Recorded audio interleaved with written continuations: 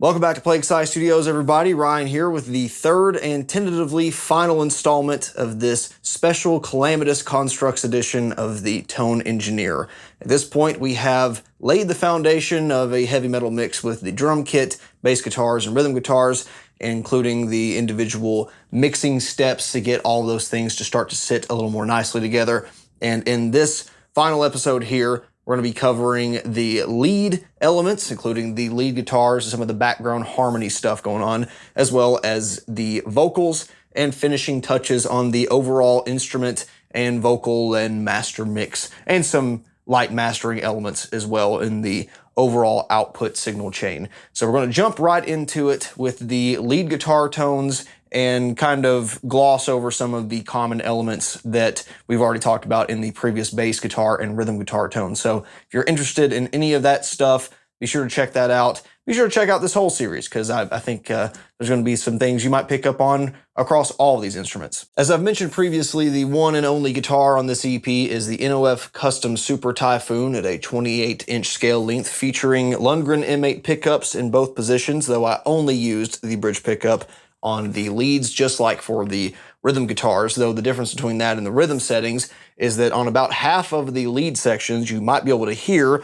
that the tone control is rolled all the way off. And this has a pretty interesting capacitor value. Not quite sure what it is off the top of my head, but it's a pretty chunky one in the sense that once you roll it all the way down to zero or even approaching zero, it kind of creates this peaky, almost vocal wah sound that has a really nice effect on the pick attack in that it's kind of like this, I don't know, dollar store knockoff Holdsworth kind of sound that really helps with this legato kind of finger tapping expression that I was going for on about half the solos. Whereas on some of the other material, I wanted that pick attack to be present, and I kept the tone control basically bypass, the tone at 10. So depended on the composition, what I was going for, but basically none of the other pedal controls going in front of the amplifier had to change. It was just riding the tone control to get that very vocal and different pick attack. The lead and harmony guitars were recorded much in the same way as the rhythm guitars, using the Kemper Profiler as just kind of a monitoring tool, and recording the dry output directly into my Scarlett 6i6 interface, where that signal was reamped through a radial reamp box through the various pieces of gear I'll show shortly. Again, not going to go into too much detail there. You just have a dry DI signal, and I'm using all the outboard stuff, just like I did for the rhythm guitars. If you want more detail on that, I did show that process a little bit more clearly in that previous video. But assuming you've had reamp experience, it's basically the same stuff. The difference between the rhythm guitar tones and lead guitar tones are several, but one of which is I did not layer amplifiers.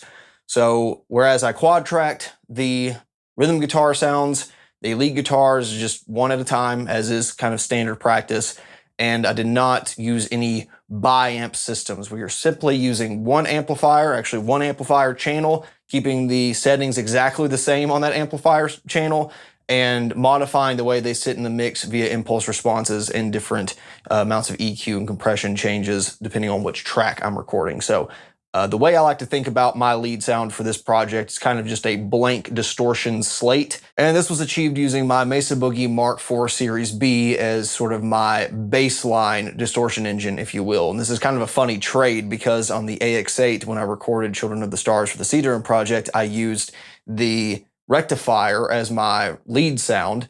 Then I used the rectifier, my real singles rectifier, on Illatria with a rhythm guitar sound application. And now I've switched again, where on Children of the Stars, I used a Mark IV model for the rhythm, and now I'm using my Mark IV for the lead. So kind of an even trade there. And what I like about the Mark IV in this application is everything that I don't normally get to show off in a rhythm application. I love that saturated but still kind of dry Mesa Boogie chunk you get out of the pick attack and palm mutes, and especially being able to scoop the hell out of a lot of those honky frequencies. You get a very contemporary sound that holds up still to this day.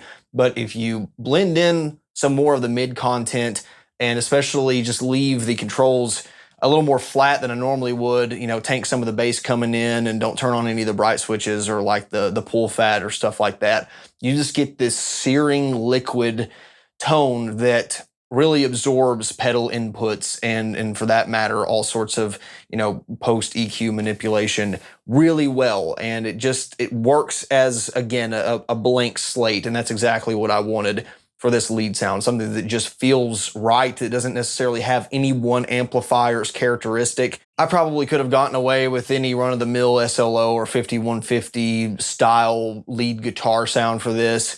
What I knew I could not get away with was just plugging another boost pedal in front of the gargoyle. This is not a lead guitar type of amplifier for me, at least in the bright way that I had it dialed in. And as much as I like the rectifier in its lead applications, again, I wanted something different from my previous projects. So this one fit the bill perfectly.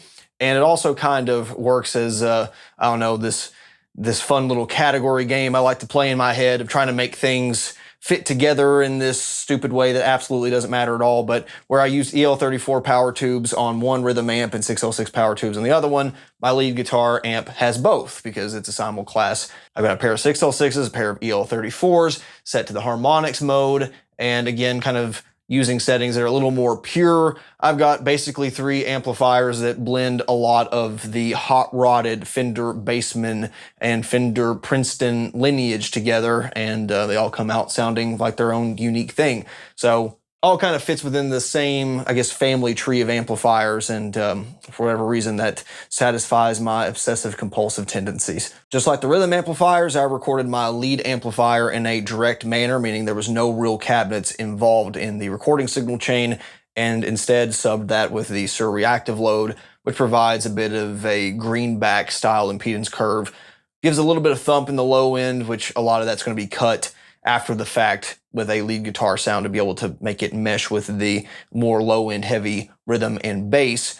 But it especially adds a lot of top-end sizzle and presence that I absolutely love for lead guitar sounds, and makes it to where you don't have to go so crazy on that 6600 hertz slider on the Mesa Boogie Mark IV and can just kind of let the power amp feedback do that on its own. Just like with the rhythm guitars and the bass guitar, this of course leaves the necessity for impulse responses to fill that frequency response void that of course the load box on its own does not provide. And just like with some of the rhythm tones, there are actually elements of my real cabinets and actual microphones here.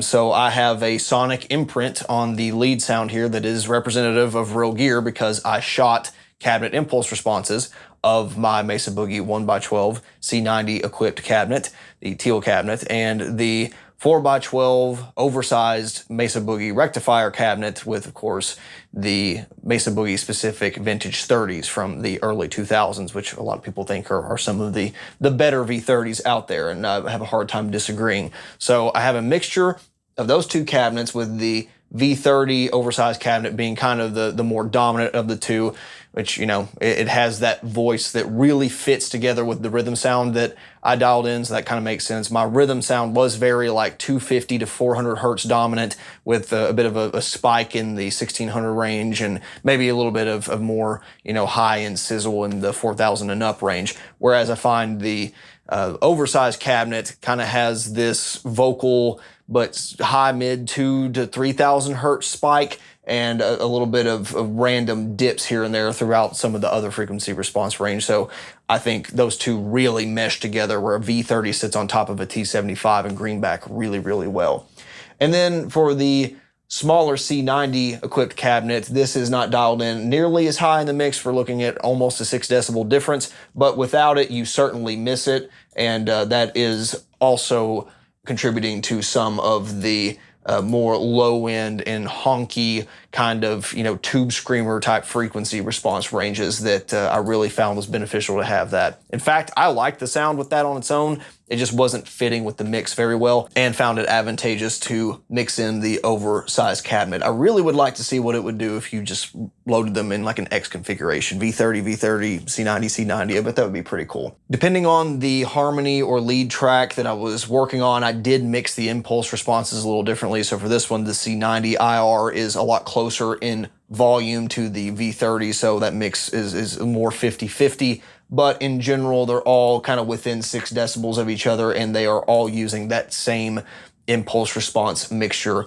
with maybe 1 or 2 different microphones thrown in here depending on the application. And here's one such example of that where instead of just using the cam crystal cone position for the C90 equipped speaker cabinet, I also dialed in just a little bit of the cam at the cap edge of that C90 just to provide a little bit of different frequency response reinforcement, since this was mostly in the center channel. Found that was helpful there. But for the most part, they're all kind of the same because the Teal 1x12 cabinet is simply using 1 condenser microphone, the cam crystal, and using the good old-fashioned SM57 right up to the V30 kind of dust cap edge. For a lot of players out there, a dialed-up Mesa Boogie Mark IV through a 4x12 cabinet is probably going to be plenty for their dry lead sound, but you probably know me in that I like my echoes and post-amp effects, and I'm just a little extra. So I give you the pedal board used for the leads and harmonies,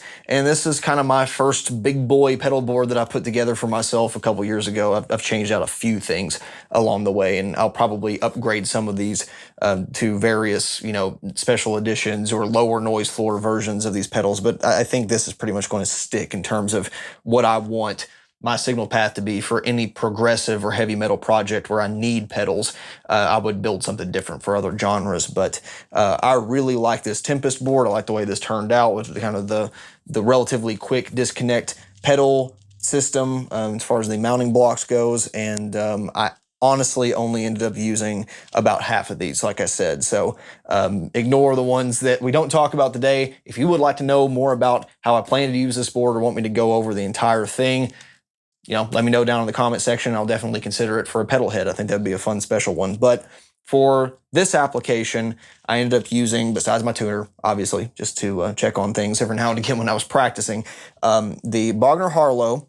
I used this TC Electronic Booster Plus Distortion, which I have a whole pedal head episode dedicated to already. The more contemporary version of the same named pedal from the classic TC Electronic series. Did not use the OCD, and everything after the OCD that isn't this first chunk of 5 pedals here is actually meant for the effects loop of an amplifier. Now you could, route them outside of that effects loop and just put them in front if you wanted to, but the way I have this split up is this is going to one output, and then there's an input to go into the noise gate and the EQ. I think it actually goes EQ noise gate. I can't 100% remember, but whatever the case, these 2 pedals and the volume pedal here, the delay, reverb, and the modulation pedal, all that stuff have a stereo output. So mono input gets turned into stereo and stereo output. So basically the way that I recorded all this stuff is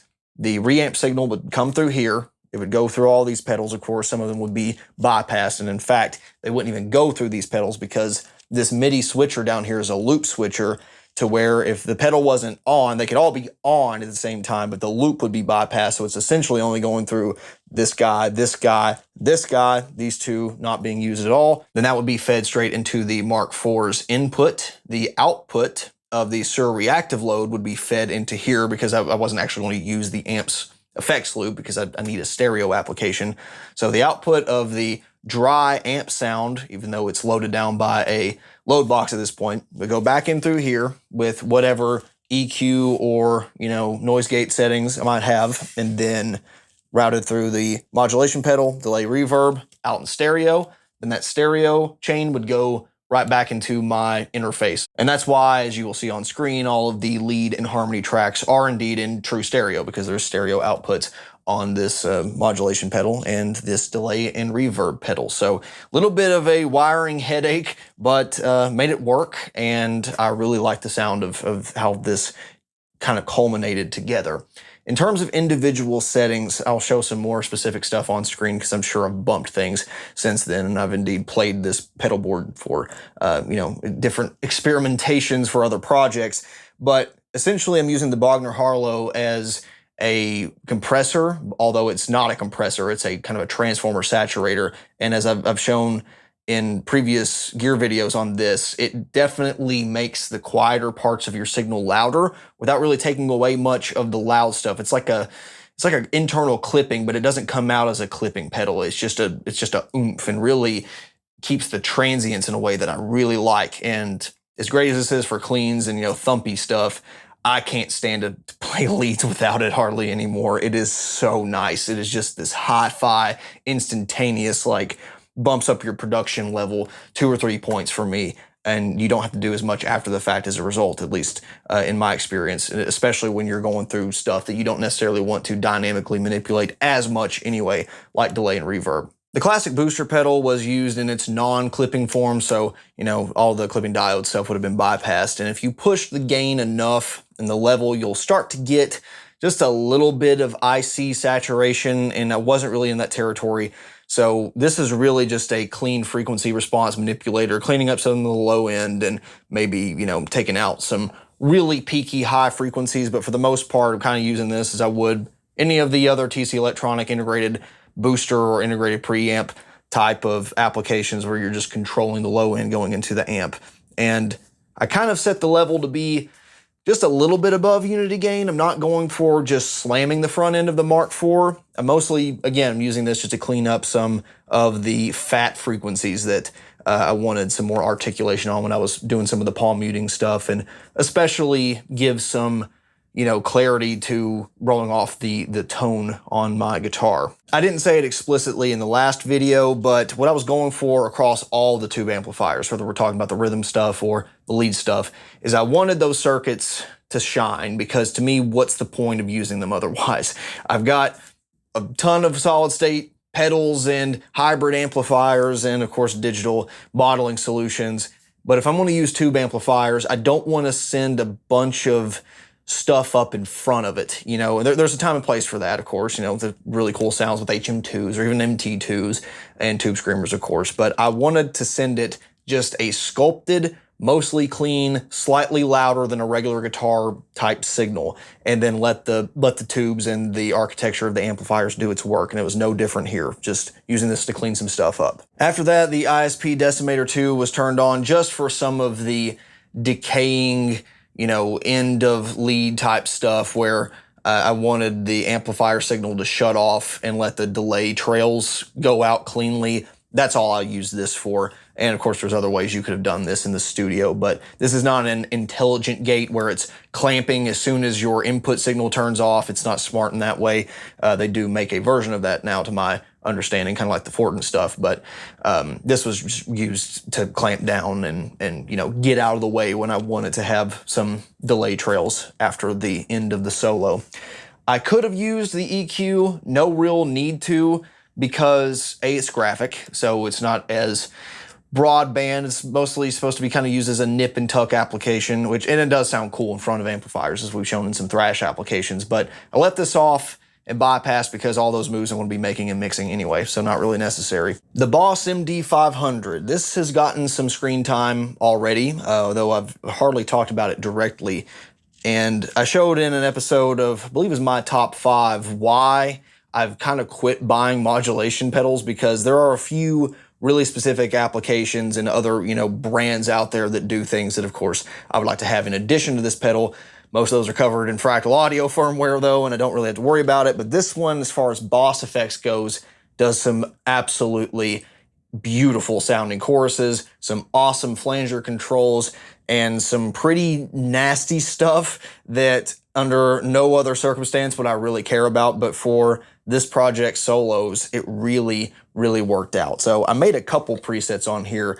And for the background harmonies and some of the stuff that was just kind of, meant to be a spacey outlier on top of the rhythm guitar work, those I was using more of a cleaner chorus type of sound, something that was more derivative of the CE1. But for the most part, the chorus was reserved for kind of an interplay of harmonies or, some background thing. And it was really just to give a little bit of movement over top of notes that might be holding for a bar or two, or, there might be some kind of tremolo picking that you want some swells in there when something else is playing over top of it or behind it. So not really using chorus like I did with, Children of the Stars, where I really leaned into the dimension sound. I wanted that big lush thing all the time. Not really what I was shooting for here. That's why the standalone leads, the one that's just like the solos on all those sections of the song, use some different effects and ones that I would consider a little nastier than a CE1 sound.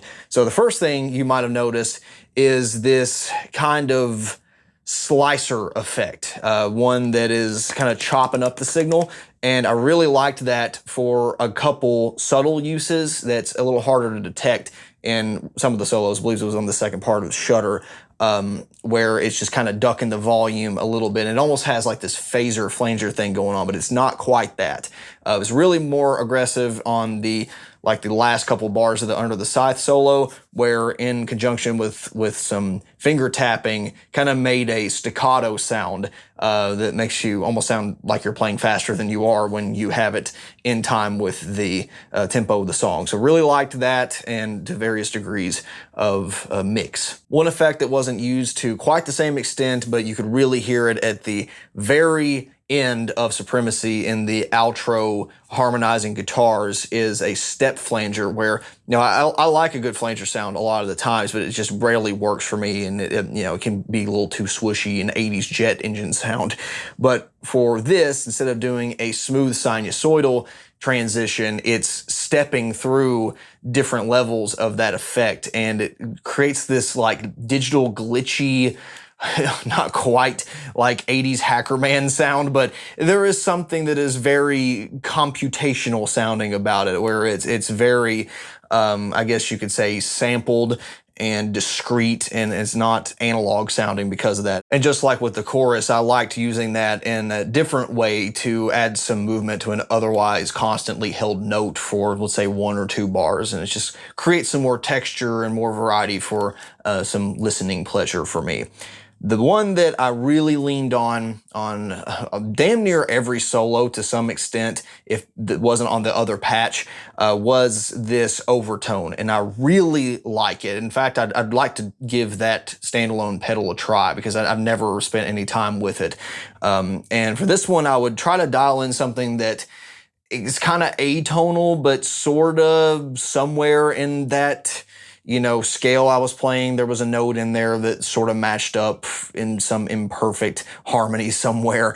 But for the most part, I was just kind of going for not quite a ring mod overtone thing, but not quite, again, something that moves with the note. I wanted it to be a little nasty and kind of broken, distorted sounding. And in that way, I used that modulation effect kind of like a distortion modifier, where it blended in with the distortion sound, where you could almost believe I had a blue box mixed in parallel somewhere, or that it was an entirely different amplifier that had these weird harmonics. And I really liked that effect to add to, again, what was otherwise kind of a blank slate for a distortion engine, and I really dig that for the whole aesthetic of this project. So that'll definitely be returning in future material should I return to this pedal, and I'd say I will.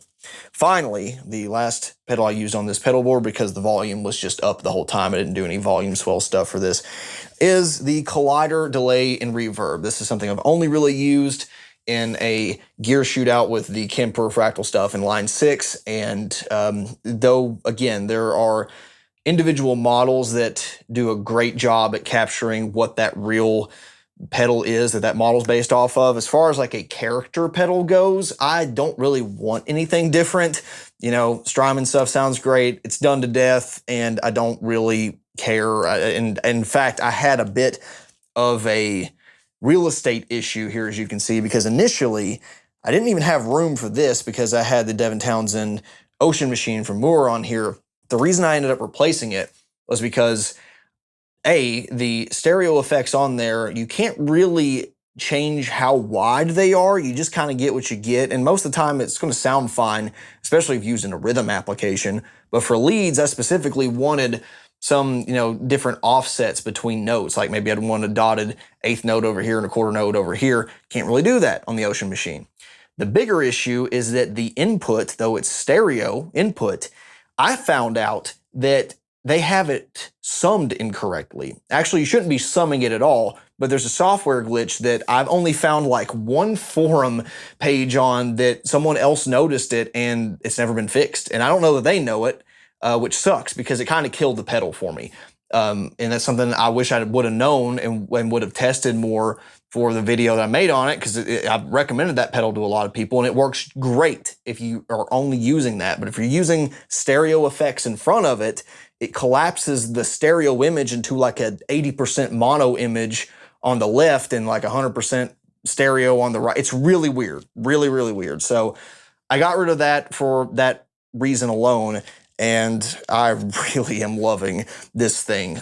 You can cycle between different combinations of delays and reverbs on each preset, and if you go unlock it in the software, you can actually have 2 reverbs or 2 delays at the same time. So you'll see that on a couple presets that I'm using 2 delays, and either have them in parallel or stack on top of each other, and switching between them depending on which song. But I'll show that in more detail with a screen capture of the control software, because the settings on the pedal doesn't really tell you anything. After you save it and you move on to the next preset, it doesn't really do anything. So you're just seeing the last time that I tweaked each individual control. So with the overall delay and reverb sound, what I was going for was a big stereo image, something to otherwise set this mono lead sound off into each stereo channel. And there was a couple parts, especially like the intro and the outro and the mid-song lead section where there's no other instrument playing on Supremacy.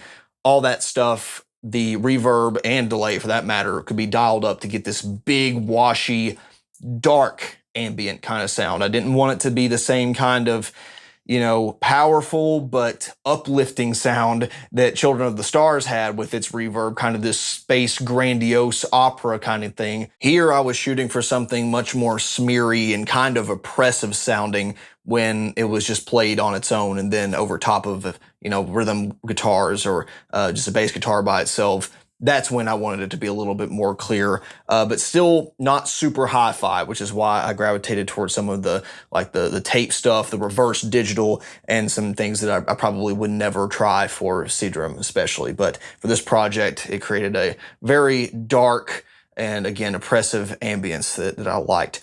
So all that stuff on its own, with the amplifiers, with the cabinet impulse response, these are the kind of sounds that combination creates.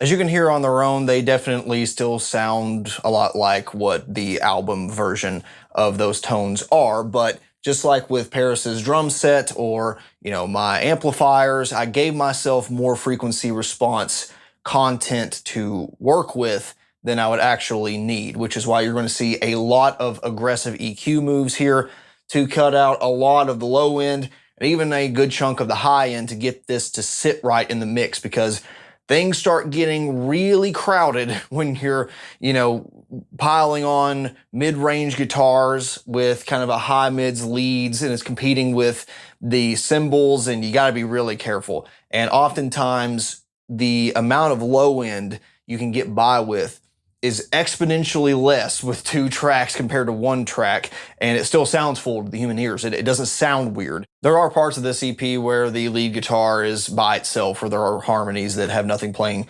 below it, and you can definitely tell that a bunch of bass has been chopped out of there. But I do like that element of contrast. And I also think that it's not something that I want to have to, automate and add back bass just when it's by itself. I'm kind of letting some of the aspects of the instrument mix, multiband compression, things like that, take care of it. So what you're going to see on all these tracks, I'm not going to go through every one of them because it's kind of context dependent. It's going to change for any project, but you'll see on all these harmonies and leads that the EQ moves were very similar, minus on 1 track because I was going for something intentionally different here. But what I'm doing is ducking a lot of the sub 200 hertz frequency range. In fact, I got a 6 decibel per octave, 250 hertz high pass here. And then on the high end, I'm not chopping off a ton of the post 10,000 hertz frequency response content. I'm leaving it at 6 decibels per octave as well. So you kind of get this gentle roll off. Where at 10K, you still have, a good chunk of that left, and then all of the junk frequency response after that could potentially be in conflict with the cymbals and maybe even some of the vocals, that's gone, and it doesn't fundamentally change the sound of the guitars. If it was by itself, I'd leave it in, but it still sounds hi-fi without it. Then I'm going through and selectively cutting out stuff that's either honky sounding, just unpleasant in general, things that I might have, gone back and maybe changed some of the sliders a little bit more on the Mark IV, or just things that are coinciding with the frequency response of the rhythm guitars. So, we're looking at another big shelf down 15 decibels below zero. For the 200 hertz range. So like I said, we've got a lot of this low end that's gone. Probably more than most people would anticipate. We've got a 550 to 600 hertz range that was bothering me and kind of had that overlapping frequency content with the rhythm guitars, so I ducked that out quite a bit at almost 10 decibels down. We've got another kind of spiky frequency around 2.3K that wasn't nearly as offending, but just to get it to sit right, maybe that V30 cabinet IR was poking through just a little bit, so took care of that. And we have a high shelf up here that's ducking out damn near 10 decibels of the 7200 hertz range, and all of these filters are kind of at pretty gentle slopes. This is one of those applications where it's kind of like vocals. You don't want to go too sharp on any one filter because it starts sounding really weird, at least to me. I feel like you can get by cutting out some more of those room-specific frequencies on things like drums and rhythm guitars, the ones that are kind of just, constantly in the background and aren't adding anything. And you might run into that on lead guitars. I'm not saying you won't, but where it's not present in the mix the entire time, I feel like my ear picks up on it more quickly, and you want these things to be a little more imperfect and just kind of broadband changes. I find that to be more successful. For the plugins, you'll see on a couple of these tracks, I have a bit crusher that gets turned on. This is one of the automated things where I believe it's on, especially the beginning of Devil Shift, where it does that, kind of like Ness intro thing. That's what that is. So I just did that in the box. I could do that on an outboard pedal as well, but I decided to make that creative change after the fact. So that's what that is. The rest of these tracks have basically the same signal chain, maybe minus 1 or 2 plugins, but they all do the same thing in terms of the EQ, as you can see, except, like I said, on this one, I decided to really boost to 1000 hertz instead of cutting it. and just had a little bit of difference in the output gain. So really not doing anything fundamentally different than this, just wasn't cutting up the frequency response as much because I had a different cabinet impulse response mix here. For the rest of the inserts then, we're looking at a couple more passes of EQ, TDR Nova. These are much more gentle. We're talking, 3 decibels, cut and boost here and there at 1,000 hertz and about 4,500 hertz. Again, just covering some stuff that I didn't previously. And then a few areas where I was just making up for some frequencies that I cut. A lot of this stuff could have been just undone here, but I didn't want to move the center frequency and wanted to kind of, make a curve that looked like that. So again, just another tool to use where I didn't have to change some of the work I did previously. Not the cleanest thing in the world, something you might want to, clean up in your project for a more professional presentation. Ozone Imager. I've used this again a couple other times, and this one I ended up turning the width up a bit more. This was just to add even more stereo width to the delays and things of that nature, where with the guitar sitting on their own, I wanted to have a bit more space and, just something that didn't sound like that lead was directly over top the bass guitar. And I really noticed this when the instruments are either completely by themselves, like that one section we played earlier, or like the intro solo on Plague Doctor, where it's just the bass guitar and the bass is like damn near perfect in the center channel. I wanted this to have some spread and not be fighting with it entirely in mono. At the end of most of these tracks, there is a limiter or set of limiters where we're really just keeping the dynamic range at a lower level than what we're actually playing, which, is something I don't love doing, but especially with vocals and lead elements in general, you want them to be ever present. And there is an element of, more variability on these high notes in terms of output and volume and picking dynamics than you have on, a rhythm guitar that's just kind of always balls to the walls and chug-tastic, and, the high gain amps kind of compress a lot of that stuff for you. This one, especially when you add delay and reverb and some modulation stuff, kind of had to squash it down a little bit more.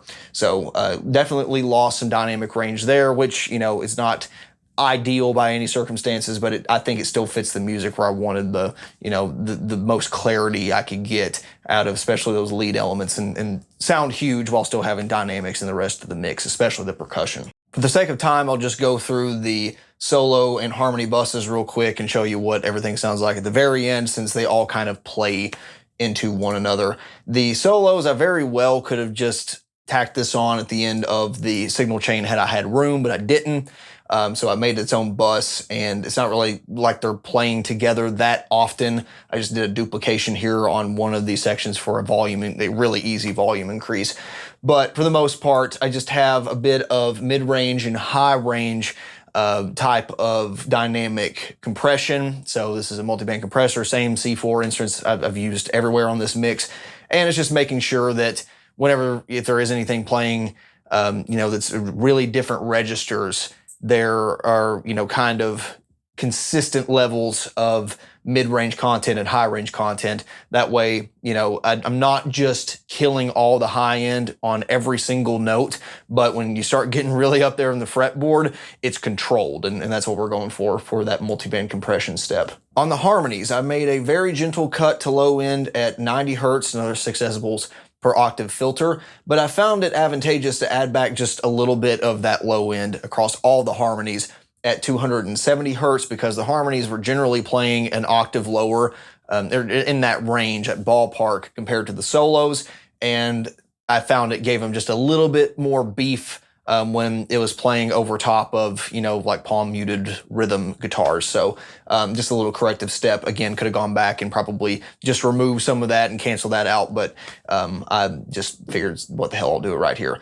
Again, a little bit more trimming and cutting of offending frequencies once everything was summed together, and some more very subtle increases and decreases in frequency content on this Red 2 EQ around the 700 hertz and 3,000 to 4,000 hertz region. Very, very subtle. Just the slightest bump to 10,000 hertz on that shelf. That was probably a mistake, if you want to know the truth. So that does it for the frequency response section. This, though, is just one last pass of dynamic range manipulation, where I'm using the Cubase tube compressor. I really like this model, actually. I don't have a lot of uses for it. I'd like to do some more clean or like acoustic stuff, or, you know, something that makes sense to drive vintage gear, because this really has some nice like overtones if you drive it hard. So I found, for whatever reason, I wanted to stick with this instead of like a CLA 76 instance. Just gave it a little bit of life, even with the drive damn near minimized, only like 1 decibels here. And then for one last pass of multiband compression, I only stuck to the high end on the harmonies here. And I think I probably, if I remember right, just added this for the multiple layers, where, you know, at the beginning of the album and especially that mid break in Supremacy, where there's so many harmonies going on, or in the Devil Shift, a lot of that echo starts to pile on each other, and it can get a little ear piercing and muddy with the cymbal. So I think I was just controlling that. And in general, these are the kind of steps you should expect to have to do in any lead application, you know, nipping and tucking some of the frequency ranges. If you get it closer at the source, you know, whether it be your microphone selection or EQ settings on the amp, you might not have to do as much.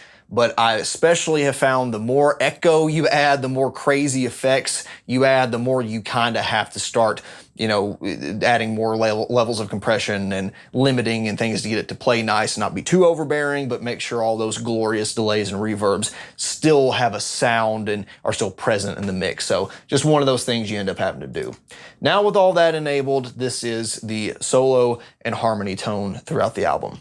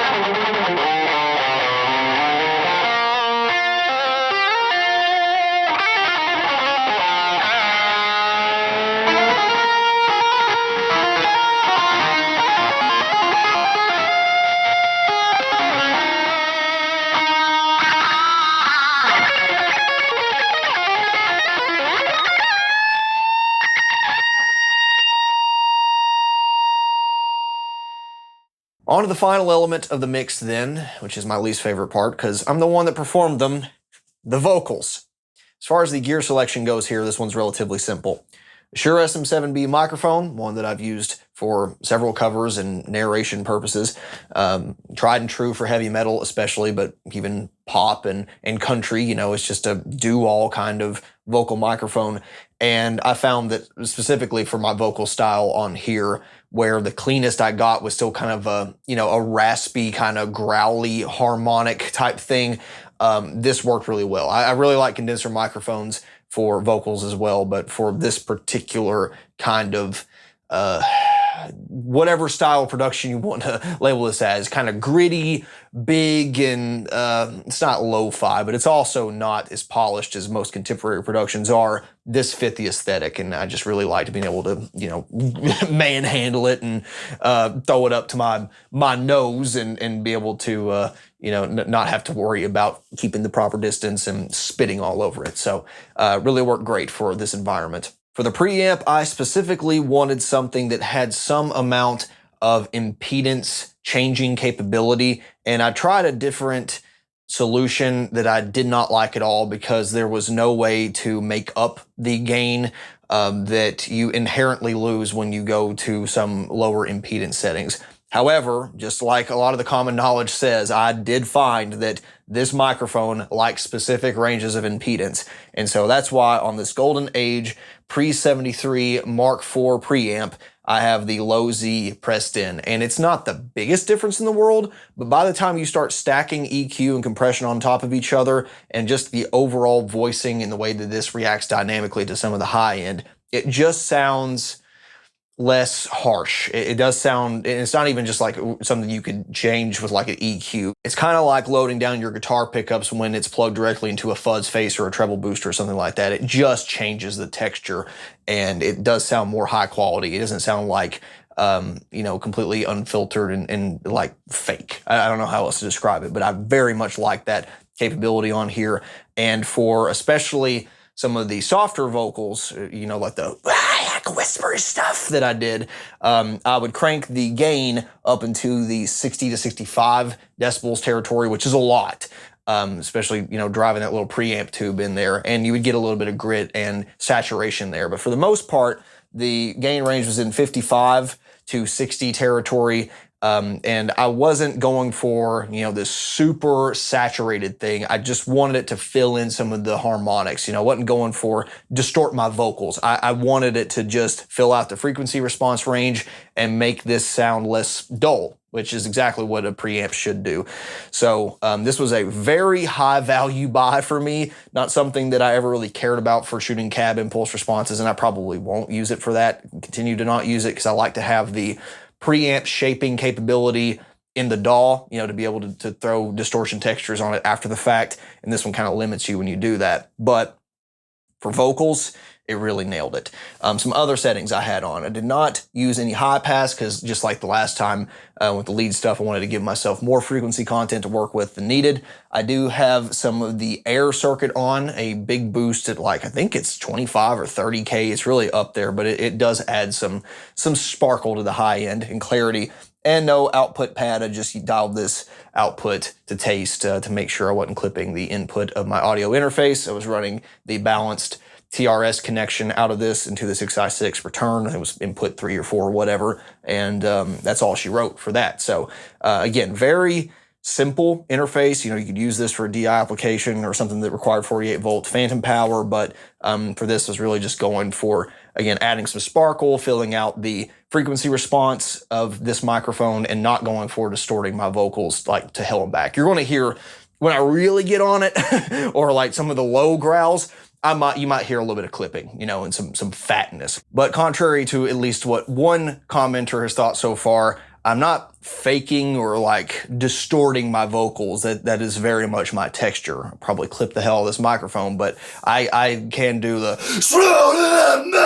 like that's spit all over the camera lens. That is something I can do, and it's taken a lot of practice to get there. I think really the high end stuff is probably what most people think is distorted, but you know, like that is all in the throat there. The air's coming from the lungs, and then you kind of distort it up here. So that texture is not coming from the preamp. That's all me. With that, here is what just that raw signal chain sounds like by itself, and this is not going to be great in terms of the mix because, you know, these volumes kind of very much depend on some of the EQ moves. But raw, here's what this multi-tracked vocal thing sounds like at the beginning of Plague Doctor. Imposters! Rooted in this, ricketeers of the royal courts!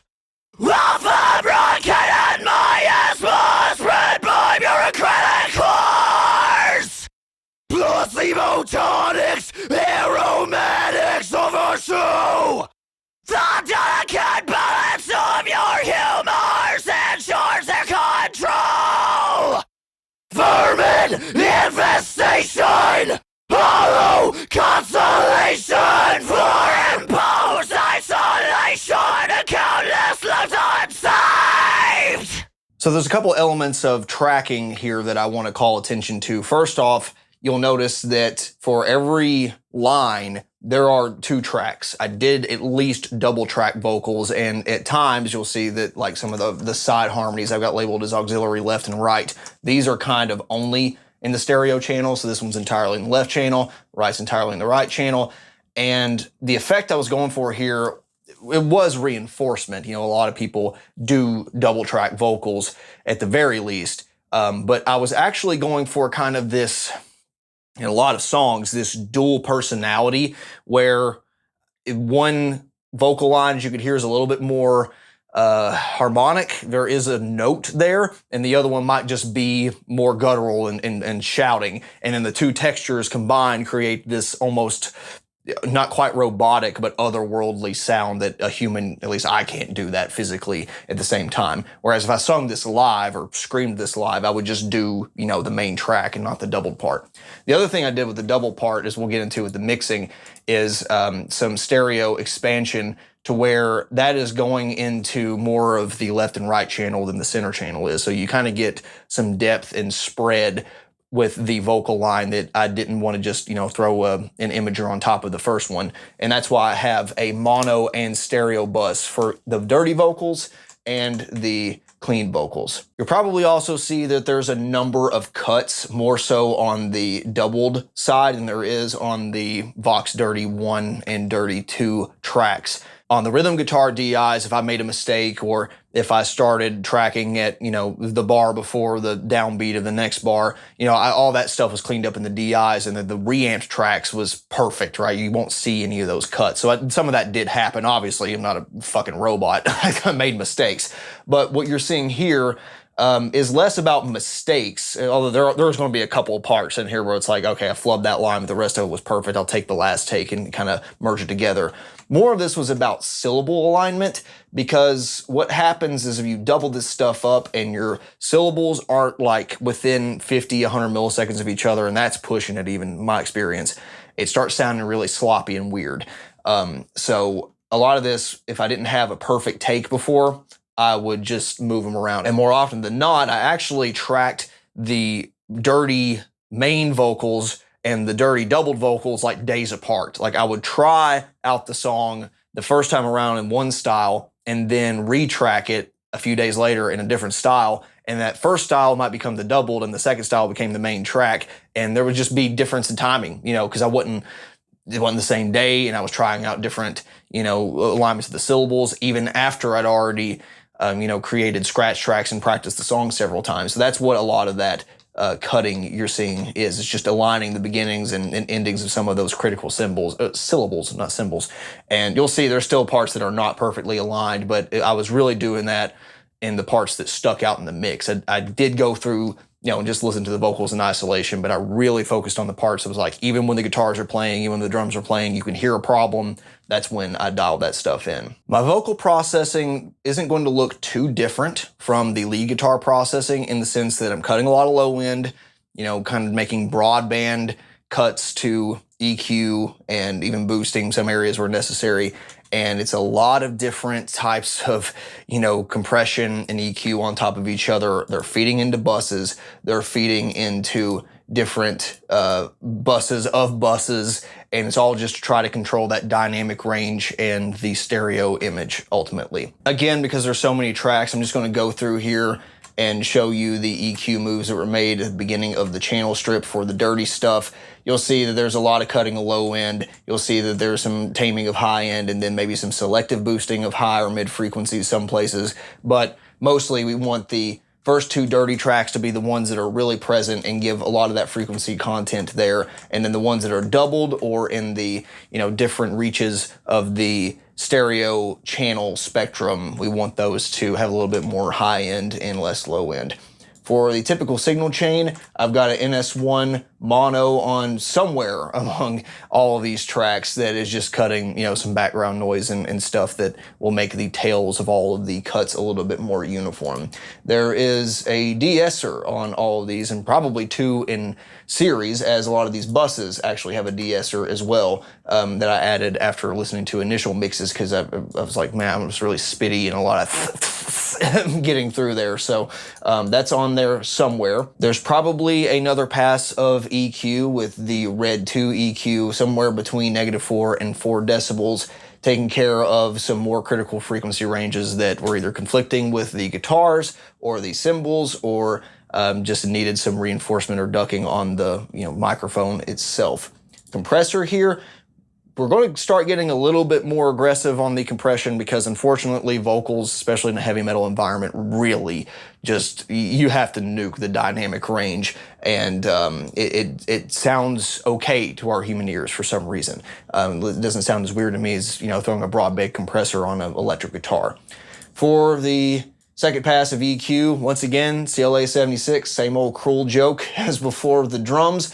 On the Dirty One track, I did add a little bit of saturation in a multi-band distortion type application. As you could hear with the plugins turned off, it's not like this is making a night and day difference. This is really more so acting as a high-end EQ, kind of like you would with preamp saturation after an electric guitar, where I'm using the high and mid-band ranges to enact some tape saturation effects, and kind of like this exciter that sort of sounds like console distortion, or like, running a microphone really hot into a mixer. And that's kind of what I was going for, not to, again, make my voice sound more gravelly or like I'm doing a harsher scream that I actually am. This is as much of an EQ tool as it is a saturation and dynamic range compression type of tool. So that's what I was going for there. On the lead vocals, you're probably going to see some type of ultra maximizer. This one actually has a lot of functionality built into it. I could have used just the regular maximizer plugin. Again,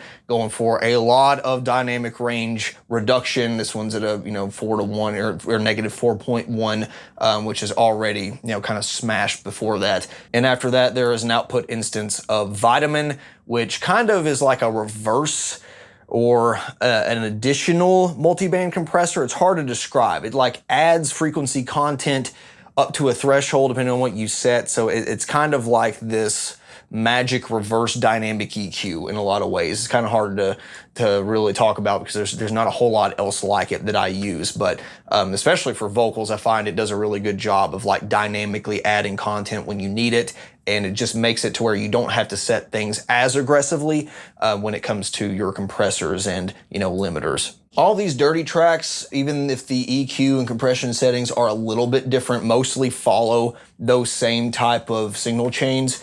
The settings, once again, are going to be tuned to that specific application, but I'll show you a few of the ones that are different. So like on the other auxiliary vocals, like the left and right channel specifically, I opted to remove some reverb, a lot more so than the other ones, because I was going to add a reverb after the fact, and I wanted to make sure I was just getting my vocals by themselves, because tracking in this room is not going to be perfect, obviously, even though this stuff is helping. I did want to take away some of that junk before I added any reverb after the fact.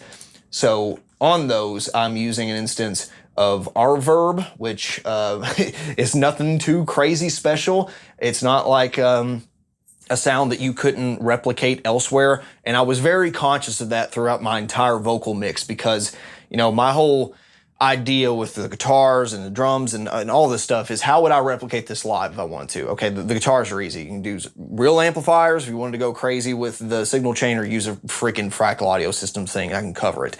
Vocals, though, you might not have your own, vocal processor. I probably would, but if you don't, you want to make sure that anything I'm doing here can be replicated with, some simple gear and, just a simple hall reverb. That's nothing crazy. It's really just to get some fullness and trails on the left and right channel when the gang vocals come in. So that's happening on the auxiliary vocals, and to some extent on the crunch vocals, which is kind of like the in-between. It's not quite full-blown screaming, but it's also not as clean as the cleaner vocals, and that's also a hall reverb. The principal dirty vocal tracks are going into this mono bus, where I have another round of de-essing, as I said. That's preceded by some light EQ work, just again, adding some high frequency content there, taking out some honky mid frequencies there. 2 passes of limiting, because like I said, we're just destroying the dynamic range of this, unfortunately. Another de-esser after the compression. This one's barely doing anything. It's really just to catch like those really egregious ones. And then a final pass of ozone imager with a tiny bit of width and stereoization, if that's a word, after the fact at 7 milliseconds on one channel versus the other. Again, it's still mostly mono, but it just gives a little bit of spread that kind of mixes in with the more stereo tracks, and I find was a good way to kind of blend that stuff without there being a hard cutoff in the stereo field. On the stereo bus, this is where we have the dirty doubled track coming in, where I was singing the stuff in unison, the auxiliary tracks, and the crunch track, and very similar.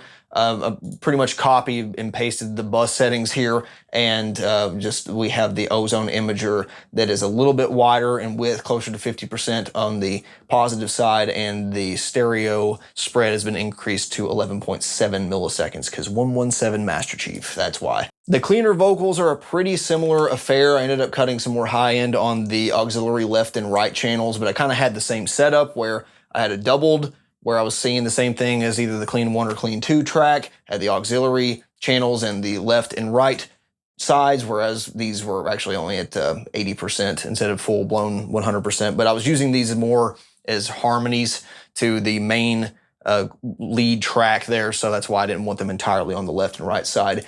And you'll see that a lot of the plugins that you saw on the dirty channels are still present with different settings, and I'll show a couple of the differences between them. First of all, on all the clean tracks, I do have a small bit of pitch correction going on with a 50% tolerance and 33 on the speed. That's both out of 100. And this is just to make sure that when I'm seeing the same thing and I'm like 5 cents off on one track versus the other, that it doesn't sound really bad and like not musically chorusy in any way. And of course, I'm not a perfect vocalist. I'll never admit to being.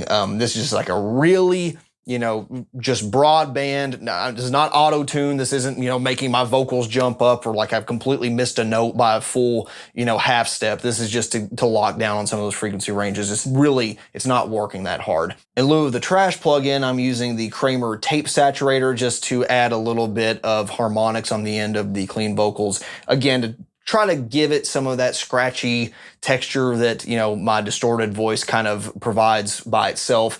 And really, as with the other one, this is just kind of emulating a real signal chain. It was something I would do anyway. If I had access to all the gear, I'd want to record it through tape or, some console that adds some character. And that's all this is character shaping and adding a little bit of warmth, as people would say.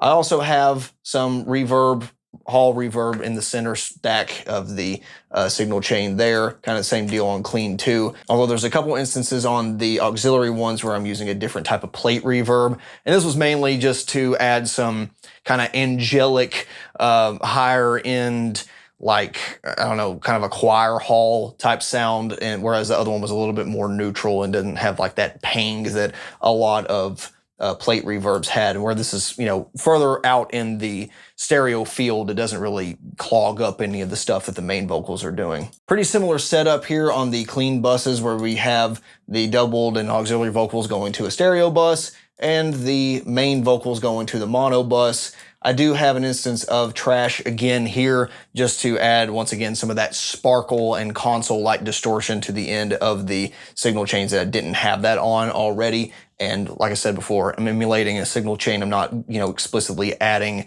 distortion. It's just saturation, and you're using that as an EQ move as much as dynamic range.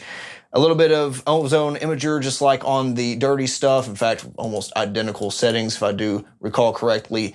And the main difference at the end of the stereo stuff is I do have an instance of TAL chorus. This is kind of like that Juno chorus, and with both of these pressed in, it's not quite the same as like a Boss Dimension, but it's pretty close, and it dialed in subtly enough it doesn't sound like a guitar pedal, that swishy, which I like, but not for vocals. And I felt that added a good amount of like heavenly, there's more than 2 people singing, there's more than one person singing 4 different times kind of sound. I also use one of my favorite plugins ever for reverb. Raum, which I believe is German for room.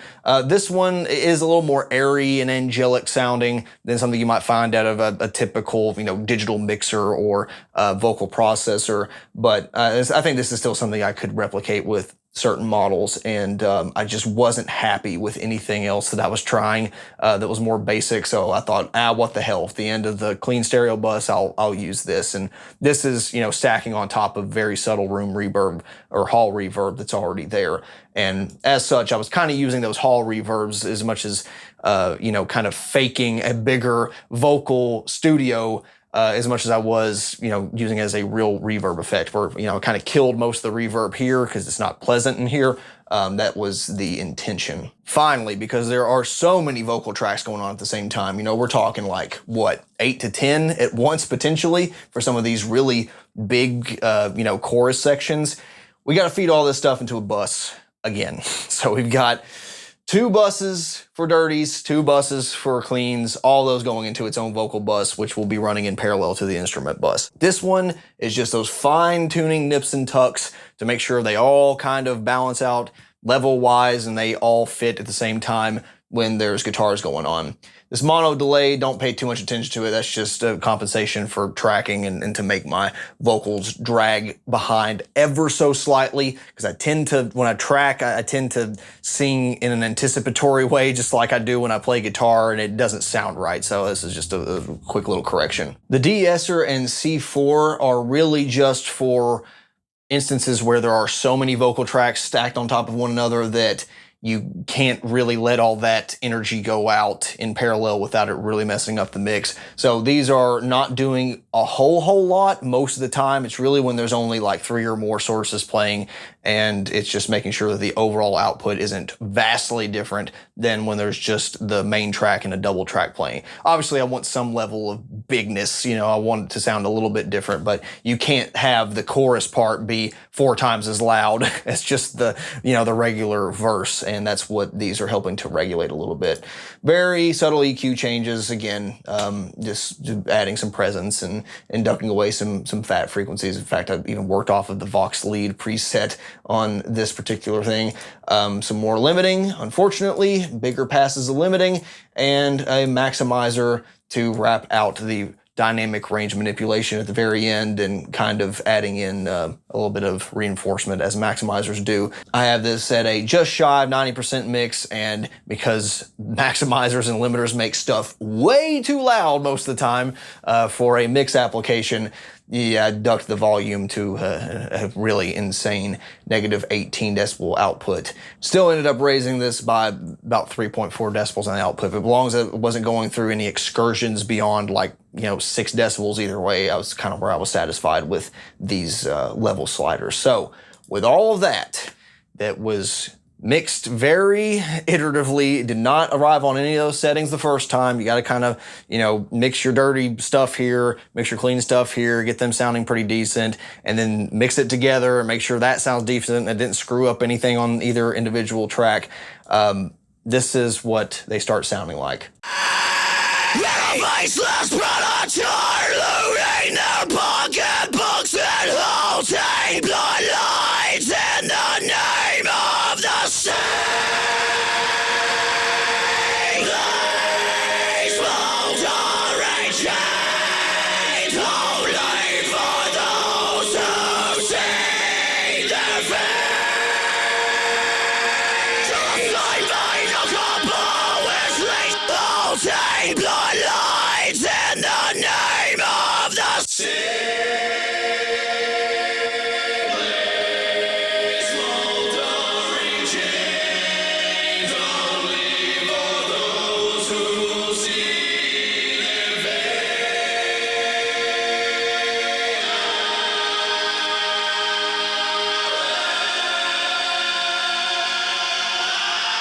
Left you in Hell's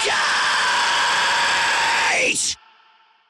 Don't let a crisis go to waste. Shield the truth just out of frame. Yield your sins for me. The impious flocks praise the profane. They bear the flesh they crave.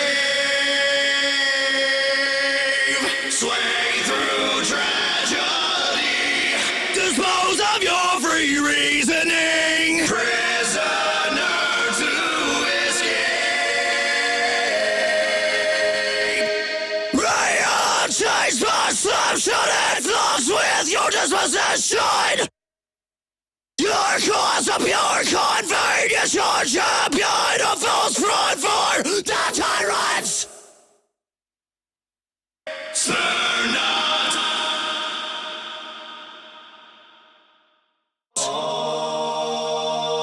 Truth matters not when you can't pay to play. If the game is lost, we'll just change the rules. Your will shall fester in time. No compromise or civility. Just hollow protest. An empty wall. Inconsolable. Reprehensible. These contrived conflicts I wage without We're on the home stretch here, ladies and gentlemen, and this brings us to the overall mix. Like I've said before, generally, even beyond just the instrument bus, I probably have something on this output that's going to, if not entirely replicate, at least emulate what I would do in a mix and master. That way, you're mixing into things that are going to be happening anyway, and it generally makes your initial moves more accurate. At least it does for me. So a lot of this stuff that you'll only be hearing now for the first time, I would have had something like it on, if not this exact plugin on, throughout the entire mix session. But it's hard to talk about this kind of stuff when you do, because it's a lot of that stuff. It's like, how did you arrive there in the first place? Well, you don't. You just kind of get a feel for it, and you got to go through this with trial and error. So for the first overall mix plugin, I'm going to have another instance of C4 where I'm just controlling different frequency ranges when they get too overwhelming, feeding into other compressors. And that's what I find to be really the problematic thing is low end. You really want to have a controlled low end for your mix. And it gets into one of those philosophies of like, how many nips and tucks do you want to make? How crazy do you want to get with like sideband compression, which I'm not doing at all, as you might have noticed. But when especially you're not doing those things, you kind of have to tighten it up if you want to control the amount of dynamic range and not make it sound muddy at the end, because low end just destroys the amount of headroom you have in a mix. To a lesser extent, I was controlling the mid range, and this was really just to make sure that when the guitars and harmony guitars and vocals are all on top of each other, that it doesn't sound completely different than when it's just, let's say rhythm guitars by themselves. I have two different instances of the classic Ozone 9 in this instance, split up by a clipper. And this is where the philosophical debate kind of comes in of like, how do you want to mix versus master? Do you just do it all at one time? Do you, export all your tracks with some of the stuff mixed down and printed, and then you make your own project for mixing, and then you send it out to a mastering engineer? For me, if I want to do all this on my own, I'm going to do it all on my own, even if it's not as polished as some of the more skilled mastering engineers out there. And since I want to be doing that anyway, I'm kind of thinking about this and like, how can I kind of combine these steps and get rid of some of the stuff that, a mixer and a mastering engineer might be doing at the same time. So that's why I have a bit of an unorthodox signal chain, and it's why that I only have a vocal bus and an instrument bus and a master bus. The master bus is the mix bus. It is the master bus. It's doing all of that stuff. Which again, I don't necessarily recommend people do it this way for every project, but for a 5-song EP where all the compositions were close enough that I could pull this off, it's kind of nice. I have a mid-side equalizer that's doing different moves in both the center of the mix and on each side of the stereo spectrum, and really just trying to reinforce some of those core kick and bass frequencies in the center, get out some mud, reinforce some of the prominent vocal stuff, and then on the side, just adding back or taking away things that I've found needed it. This was really just either an attempt to make the bass guitar sound wider than it was, or the kick sound wider, whatever it is. Really subtle moves can make a big difference on a mid-side EQ, and you can use TDR Nova in the same way. Actually, it just really didn't take as much advantage of that feature. This one is another one of those trial and error, hell, let's see what it sounds like kind of things. The same way that I use the Voxengo Curve EQ plugin on rhythm guitars. I matched this to a couple references, you know, like similar enough mixes or songs that I thought were a good representation of the overall sound signature I was going for, and just played some of my raw capture, played that song, and, you know, seeing what the difference was. And one of the ones that I really liked, the amount, I've only got this dialed down to 63%, but the difference was this. And, you know, you got a lot of boosting in the sub frequency ranges, a little bit of cut in the bass, you know, overall some low mids and, you know, mid mids, and a lot of, you know, that plus 10,000 hertz frequency range was really boosted here. So I thought I would keep an element of that, and I dialed it in to be about 63%. And it's just a little something different. It gives it some character that, you know, I would never make that curve on my own. And you could smooth it out if you wanted to. And you can see here is like even as high as about like 50%, you're still getting something that you could replicate with a graphic EQ. So is it cheating? Maybe a little bit. I don't know. But for me, it got me a step closer than I was. And with it on versus off, I liked it better, simply put. And I felt that it matched up with music that was streaming a little bit better. And I thought overall, yeah, it was a win. So I kept that engaged. That first instance of Ozone and the multiband compressor could kind of go either way in terms of how you would classify it. If it's a, you know, mixing move, it's a mastering move. We're getting straight up into the mastering territory now, though, because now we're looking at dynamic range in the sense of being not really trying to be competitive with contemporary mixes. I'm trying to be competitive with the overall consistency of the song. And you want to not butcher all that hard work you did beforehand, but you also want to highlight the elements that are important. And this is one such plugin, Flatline. There's actually a Flatline 2.0 that I've downloaded. I was using this from the get-go, and I didn't want to change it. And this is just like any other hard clipper. If you use it in the 100% hard clipping mode, I don't care what any of the marketing bullshit says, it sounds like a hard clipper. A hard clipper is a hard clipper. There's brilliant videos out there showing that through analysis and null tests, it's the same thing. It can only do one thing if it's a hard clipper. But when you start dialing this back and you get into soft clipping, that's when I think the magic really starts happening. And this is very subtle. I only have a little bit of soft clipping dialed in at 92%. You know, down here is, you know, you can really tell. But basically just trying to ever so slightly soften that initial curve. And that's what I like about this plugin. Plus some of the features, you know, some of the auto threshold stuff, being able to listen to the difference between the two or what's being clipped off, the oversampling features, all that stuff is really why I like Flatline more than some of the other contemporary solutions to this. But what this is really trying to do is just make sure the kick drum is present, and every time it hits, it's doing that mastering, you know, digital to analog converter thing that used to happen in the early 2000s, especially, where it was just adding a bit of overshoot and clipping in a way that still sounds musical.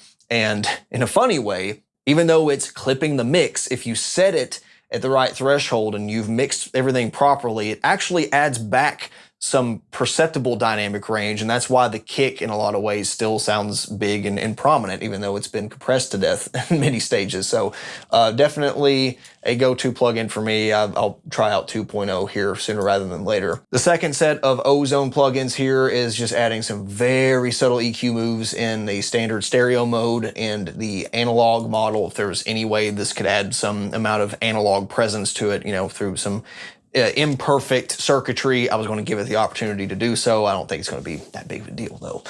The Imager is a multi-band imaging affair that gives each different band an amount of width to play with, and this is kind of like a bigger, badder version of that free Ozone Imager that I was using on the vocals and lead guitars.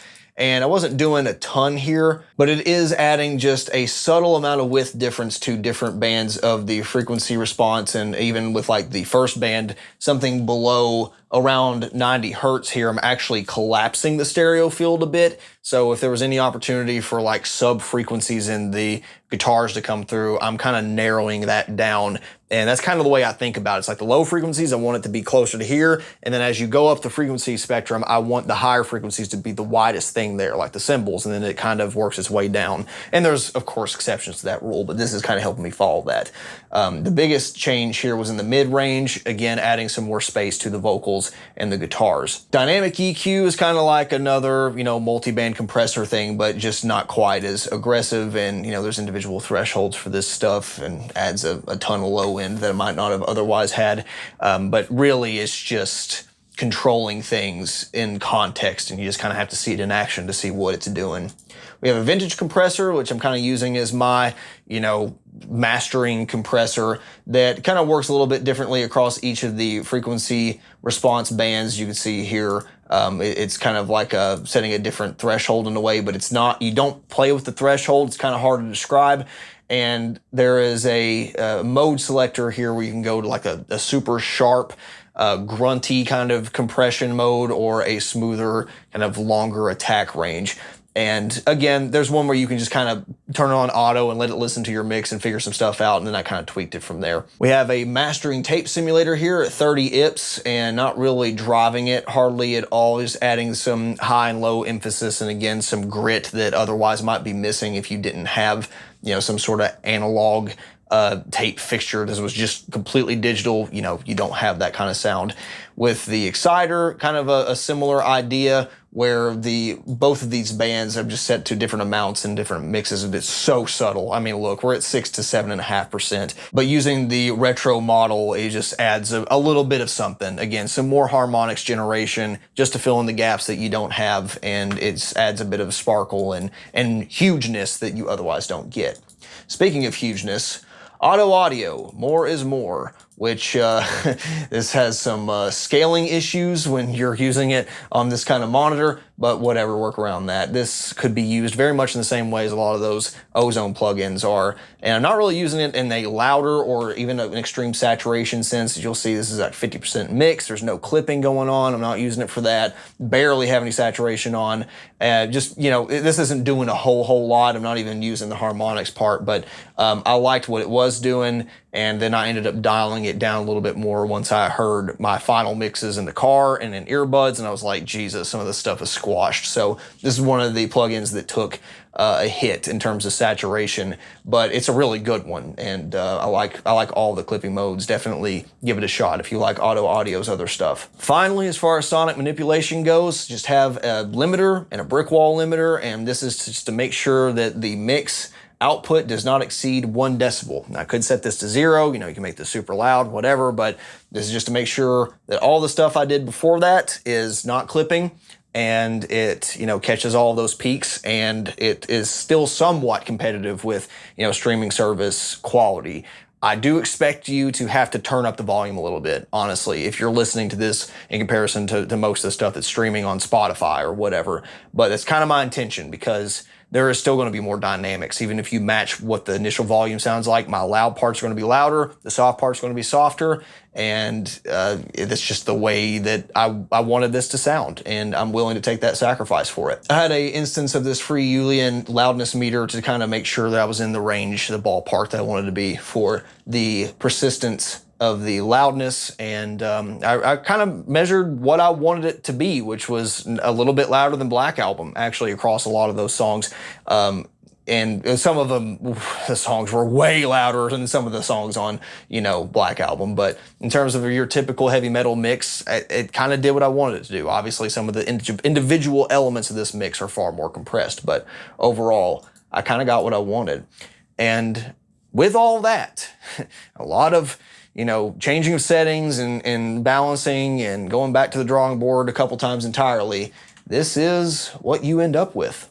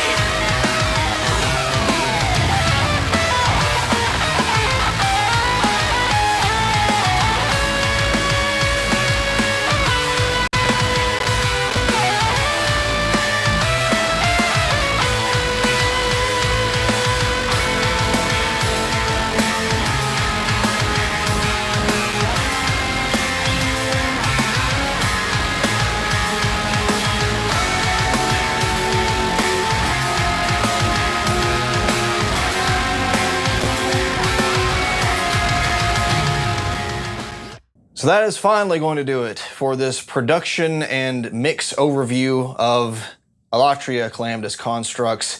This was a lot of stuff. Once again, not trying to over-glorify the process here or the gear used or say, oh, you have to run out and get all this stuff to make sure your metal project does all this. This is how I did it, and there will probably be a lot of things I change on future material, even within this project. But I think it's important to, share this at this stage as, again, maybe some inspiration, some tips of what not to do, and to give ideas to those of you that might be stuck in a rut and think, oh, well, there's no way I can do this on my own. Was this perfect? Absolutely not. Was this the cheapest way to go about it? Hell no. Did I spend some considerable money specifically for this project that I will never make back? Yeah, for sure, but I want to do this stuff anyway. So I hope that this can show you guys that you don't got to spend $10,000 on gear or, renting a studio to make your sound, your dream song come to fruition. You can do it. So if I can, you can. Anything else, please leave them down in the comments section below. If you'd like to see something on the pedal board, if you'd like to know a few more things about the mix specifically, I'll try to answer those questions, but no promises. And with that, we will see you next time. Bye.